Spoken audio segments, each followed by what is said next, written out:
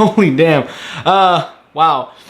This week's chapter of Fairy Tail did not go the way I expected it would go.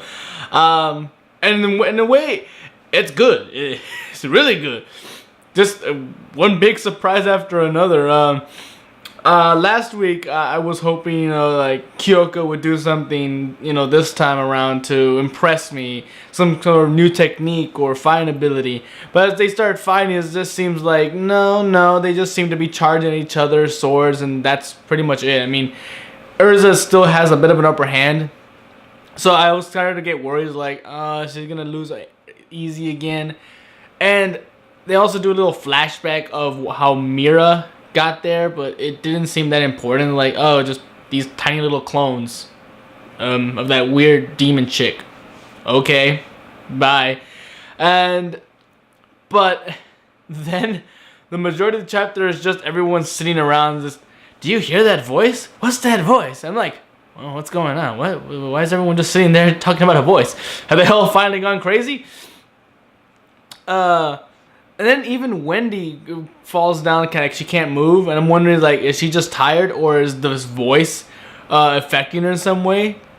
And then it's like, I heard this voice before, and then they're trying to make it like, look out in the distance, you see this little black thing, like, oh my god, it can't be. It is. It's Acnologia. Holy shit. He just comes out of nowhere. And there's no real, we don't know why he's there. Although Martgear does say, why is he here? Does he's trying to come here for this big demon? Like, is he there for End? Or is he looking for Zaref? Does he know Zaref is there? Because he did appear. Although it's a question of whether it was an alternate dimension or if it was inside Natsu's mind. But Zaref was there in some way. Maybe Acnologia sensed his magic and just came. Although it's still unclear as to what the relationship is between Zaref or Acnologia. There's the legends, like someone who killed so many dragons that he became a dragon, or Zaref turned him into a dragon, or he became a dragon to attack Zaref or to serve Zaref, or maybe Zaref is working for Acnologia, or the relationship is still unclear. But for right now, all we know is Acnologia is back. He apparently disappeared for the last 7 years after destroying Tenro Island, and now he's back. As to the reason, hopefully we find out next week. But also Igneel. At the very end of the chapter, we go back to that possibly different universe where all the dragons are apparently sleeping in these caves. And Igneel just steps up and like, as the time finally come. And this has been, foreshadowed for a long time. We saw that one scene of some little fairy ball talking to Igneel, saying, I hate you, and some kind of plan or destiny or prophecy. I have no idea what's going on. But finally, we're getting around to that. Like, has that something to do with Acnologia appearing again? Does that have something to do with Zaref? Is Igneel working for Zaref? Or are the dragons gathering together to defeat Acnologia and Zaref? Again, who knows at this point? I mean, I'm just excited Acnologia just came out of nowhere.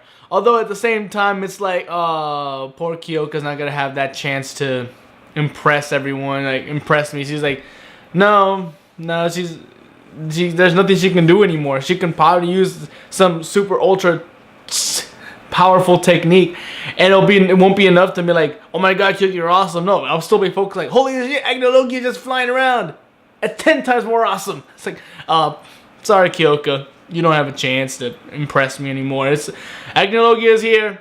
He's the only thing that's gonna be looking at the entire time. Any future chapters that are trying to do any character development or any backstory on any of these characters, I won't care. I'll just be following Acnologia. I'll be like clicking pages like, where's Acnologia? He's the only focus here.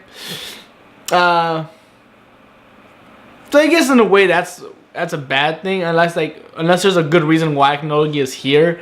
If he's just here to be like I'm here and then I'm gone, it's like, well, that was anticlimactic. In fact, you just took the focus away from everyone else. And it's like, Acnologia, shock value, wee!